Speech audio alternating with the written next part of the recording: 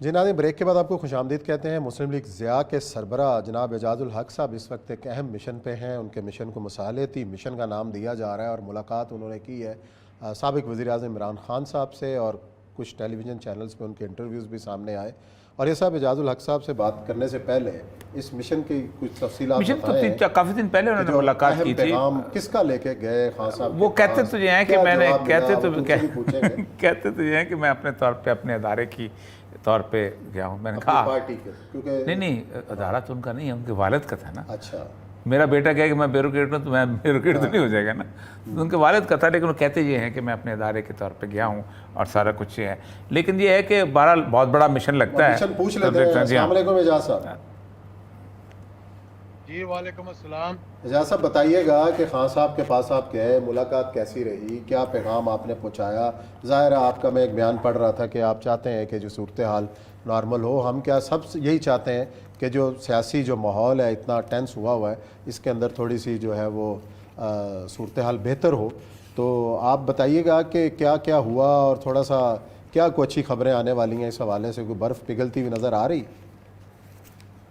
देखें, बात यह है कि मैं 1988 से प्रैक्टिकल पॉलिटिक्स के अंदर हूँ। आपने कई हुकूमतें आती देखी हैं, कई हुकूमतें जाती हुई देखी हैं। और हमने पहले ये देखा था कि कितने लाइव जलसों के अंदर इस्टेब्लिशमेंट को तनकीद का निशाना बनाया और फिर उसके बाद जिनको तनकीद का निशाना बनाया उन्हीं से हाथ भी मिलाने बैठ गए। तो इस वक्त जो मुल्क के हालात हैं वो इस कदर ख़राब हुए हुए हैं और हम एक किस्म का जो आप समझ लें कि बैंकरप्सी की तरफ भी जा रहे हैं, मॉरल बैंक की तरफ, डेमोक्रेसी के हिसाब से बैंकरप्सी की तरफ और फाइनेंशियली बैंकरप्सी की तरफ जा रहे हैं। अगर अभी भी हमने होश ना लिए और अभी भी हम ना समझे इस बात को कि मुल्क को किस तरह से बेहतरी की तरफ ले जाना है और अपनी अपनी अना का मसला बनाकर बैठे रहे जनाब कि इसने ये किया और उसने वो किया, तो मेरा ख्याल है कि ये फिर मुल्क के साथ आप मुखलिस नहीं हैं। अच्छा ये बताइएगा जी जी जी अच्छा जी बताएं। हाँ जी ठीक।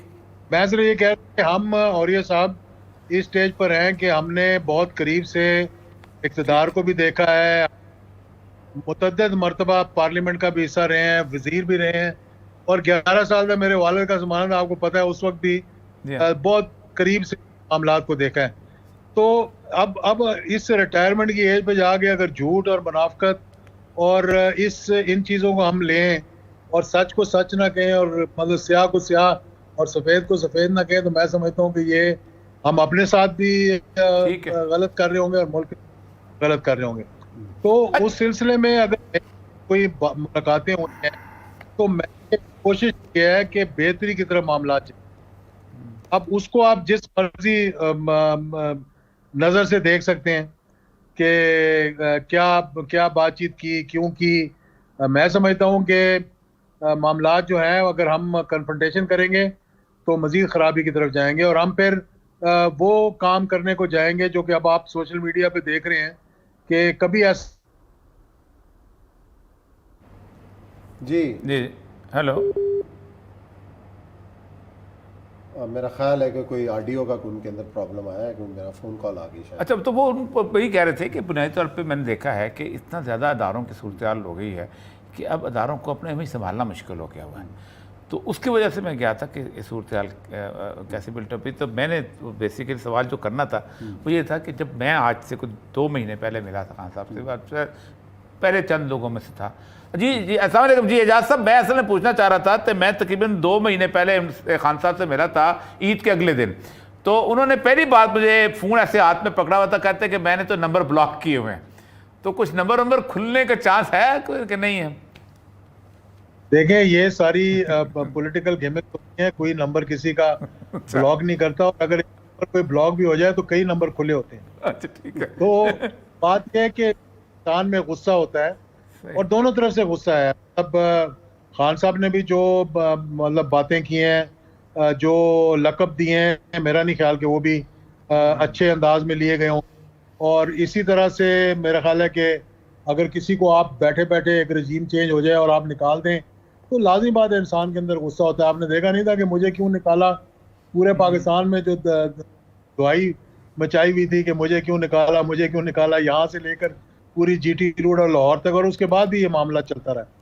तो अब मैं समझता हूँ कि इस बजट के बाद अगर कोई बेटर प्रिवेल करेगी और मुल्क को इस दलदल से निकालना है तो कोई अबूरी हुकूमत लाकर हम उससे सारे रिफॉर्म्स करवाकर और मुल्क को इलेक्शन की तरफ लेके जाएं। अच्छा, ये साहब बताइए कि रिफॉर्म, अबूरी हुकूमत बहुत अहम बात की सर, ड्यूरेशन ऑफ अबूरी हुकूमत और रिफॉर्म भी, रिफॉर्म किस किस्म के होंगे? 3 महीने में रिफॉर्म्स कैसे करेंगे? जी हाँ, देखिए, पहली बात तो जो अन रिफॉर्म्स किए गए हैं, डी रिफॉर्म्स किए गए हैं, उन रिफॉर्म्स का जायजा लेने के लिए हमें जुडिशरी और एस्टैब्लिश चाहिए। क्या हम चाहते हैं कि इस मुल्क के अंदर कोई अकाउंटेबिलिटी ना हो? अगर इस पे कंसेंसस है तो मैं समझता हूं कि फिर हमें तय कर लेना चाहिए तमाम स्टेक होल्डर्स को बैठकर कि कोई अकाउंटेबिलिटी नहीं होगी आज के बाद। मादर पिदर आज़ाद हैं, आप जो करें, खाएं पिएं, लूटें, जो मर्जी करें। और अगर आपने ये नहीं करना तो फिर आपको कोई ना कोई तरीकाकार निकालना पड़ेगा। ओवरसीज पाकिस्तान के वोट का बहुत बड़ा एक इशू है। आप अपने रेमिटेंसेस देख लें, 34 अरब से आप कहाँ नीचे की तरफ किस तरह जा रहे हैं। हमारा मुल्क जो है इस वक्त डिफॉल्ट के नहज पे खड़ा हुआ है। दूसरी, अपना ओवरसीज पाकिस्तानी के वोट के बारे में आपने देखना है। और फिर आपने जो मेजर इश्यूज हैं, ये हुकूमत भी एक किस्म की एक आरजी हुकूमत है, ये 2 सीटों पे खड़ी हुई है। मेजर फैसले जो हैं वो, अब आप बात सुन रहे होंगे हिंदुस्तान के साथ ताल्लुकात के बारे में, इजराइल के साथ ताल्लुकात के बारे में, तो जो हमारा स्टैंड रह चुका है, और ये साहब 72 साल से, वो किसी हुकूमत को हक नहीं बनता कि उस पर फैसला करे, क्योंकि ये तो 1.5 करोड़ वोट लेकर आए हुए, ये 22 करोड़ का मुल्क है।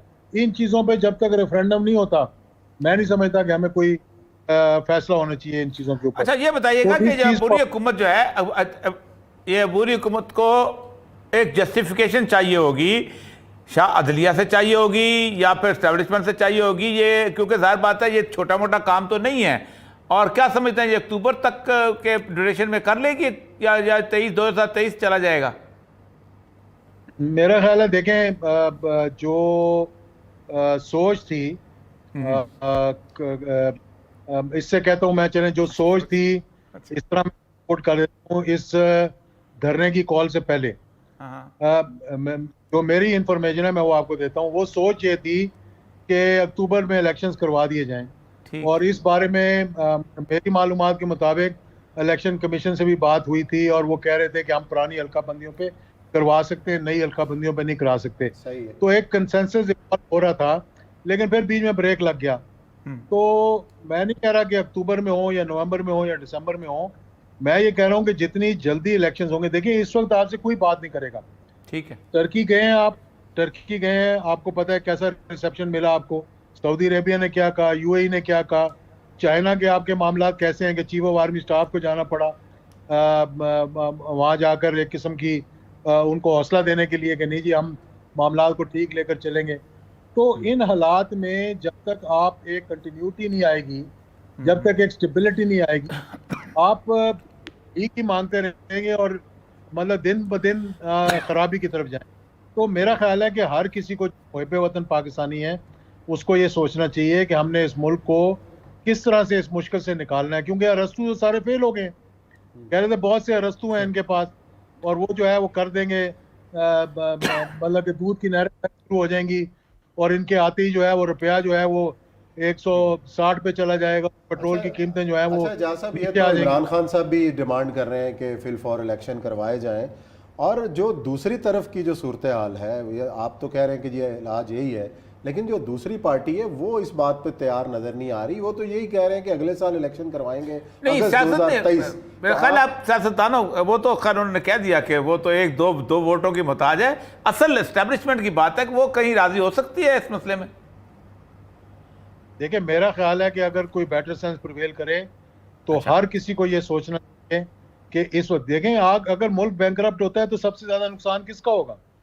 हमारे दफा का नुकसान सबसे ज्यादा। हम तो चलो सरवाइव कर जाएंगे, लेकिन आपके मुल्क का दिफा, आपके मुल्क की सारे मामलात जो हैं वो किस तरह से आप उनको लेकर चलेंगे? आपकी इतनी बड़ी रिक्वायरमेंट्स हैं डिफेंस के लिए आपके, आपने उनको लेकर जब चलना होगा तो एक स्टेबिलिटी कंटिन्यूटी होएगी ना। ठीक। आप ऐसे तो नहीं कि धक्के से दो सीटों पे उनको कहे जी आप खड़े रहे, हम आपके पीछे टेक दे देंगे और आप कुछ कर ही ना करने के काबिल ना हो, तो आप कैसे इस मुल्क को चलाएंगे आप? सही जी, बहुत बहुत शुक्रिया जी जारलाक साहब, बहुत बहुत मेहरबान। अच्छा जारलाक साहब, बेसिकली देखिए मसला सारा ये है कि एक उन्होंने कहा कि जो यहाँ नाम लिया बाकायदा कि आज चौधरी साहब कह दें 2 वोट निकलें गवर्नमेंट चली जाती है। अच्छा, तो कहते हैं इनसे तो नेगोशिएशन का मसला ही नहीं है, इनसे तो पूछने की जरूरत ही नहीं है। किन से? जी जो बैठे हुए हैं, चलो पूछना तो किसी और से। देखते हैं क्या होता है जी। ब्रेक लेते हैं, ब्रेक के बाद आएंगे और जिक्र करेंगे अफगानिस्तान की सूरत हाल, अफसोसनाक ज़लज़ले के बाद जो वहाँ सूरत हाल है उसका लेंगे जायज़ा।